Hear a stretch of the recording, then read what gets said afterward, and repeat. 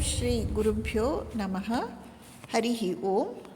ಒಮ್ಮೆ ಒಬ್ಬ ಶಿಷ್ಯ ಶ್ರೀಮಾತೆಯವರನ್ನು, ಅಮ್ಮ, ನನ್ನ ಮನಸ್ಸು ಆಗಾಗ ಚಂಚಲವಾಗುತ್ತದೆ, ಭೋಗಕ್ಕಾಗಿ ಹಾತೊರೆಯುತ್ತದೆ, ಇದರಿಂದ ನನಗೆ ಹೆದರಿಕೆಯಾಗುತ್ತದೆ ಎಂದು ತನ್ನ ದುಃಖವನ್ನು ಹೇಳಿಕೊಂಡ.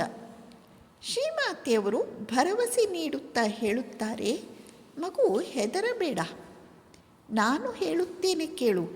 ಈ ಕಲಿಯುಗದಲ್ಲಿ ಮನಸ್ಸಿನ ಪಾಪವಲ್ಲ. ಈ ಬಗ್ಗೆ ತಲೆ ಕೆಡಿಸಿಕೊಳ್ಳಬೇಡ. ಈ ಕಾರಣಕ್ಕಾಗಿ ಭಯ ಪಡಬೇಡ. ಶಿಷ್ಯ ಕೇಳಿದ, ಅಮ್ಮ, ಎಷ್ಟೇ ಪ್ರಯತ್ನಿಸಿದರೂ ಕೆಲವೊಮ್ಮೆ ನನ್ನ ಮನಸ್ಸಿಗೆ ಕೆಟ್ಟ ವಿಚಾರಗಳು ಬರುತ್ತವೆ. ಅವುಗಳನ್ನು ತೆಗೆದುಹಾಕಲು ನನ್ನಿಂದ ಆಗುವುದಿಲ್ಲ. ಶ್ರೀಮಾತೆಯವರು ಉತ್ತರಿಸುತ್ತಾರೆ, ಇದು ನಿನ್ನ ಜನ್ಮಾಂತರದ ಕರ್ಮದ ಫಲ. ಯಾರಿಂದಲಾದರೂ ಅದನ್ನು ಬಲವಂತವಾಗಿ ಕಿತ್ತು ಹಾಕಲು ಸಾಧ್ಯವೇ?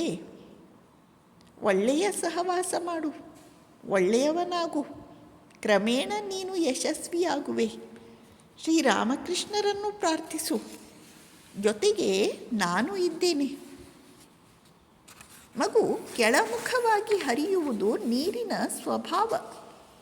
ಆದರೆ ಸೂರ್ಯನ ಕಿರಣಗಳು ಅದನ್ನು ಆಕಾಶದ ಎತ್ತರಕ್ಕೆ ಎತ್ತುತ್ತವೆ. ಹಾಗೆಯೇ ಪ್ರಾಪಂಚಿಕ ಭೋಗ ವಸ್ತುಗಳ ಕಡೆಗೆ ಹೋಗುವುದೇ ಮನಸ್ಸಿನ ಸ್ವಭಾವ. ಆದರೆ ಭಗವಂತನ ಕೃಪೆ ಅದನ್ನು ಉನ್ನತ ಹಂತಕ್ಕೆ ಎತ್ತುತ್ತದೆ.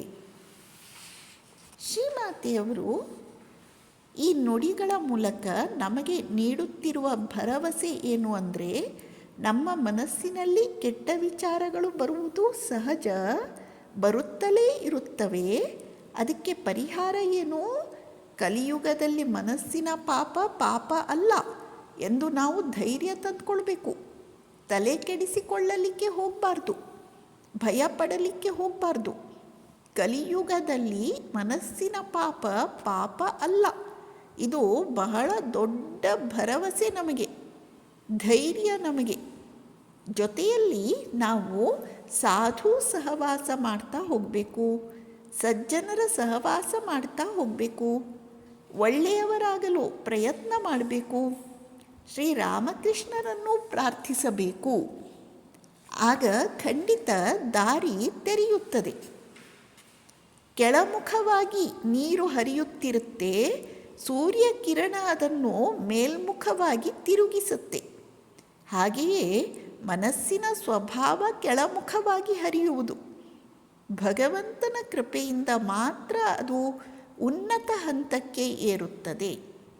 ಆದ್ದರಿಂದ ಅವನ ಕೃಪೆಗಾಗಿ ಅವನ ಬಳಿಯಲ್ಲಿ ಪ್ರಾರ್ಥನೆಯನ್ನು ಮಾಡಬೇಕು. ನಮಸ್ಕಾರ.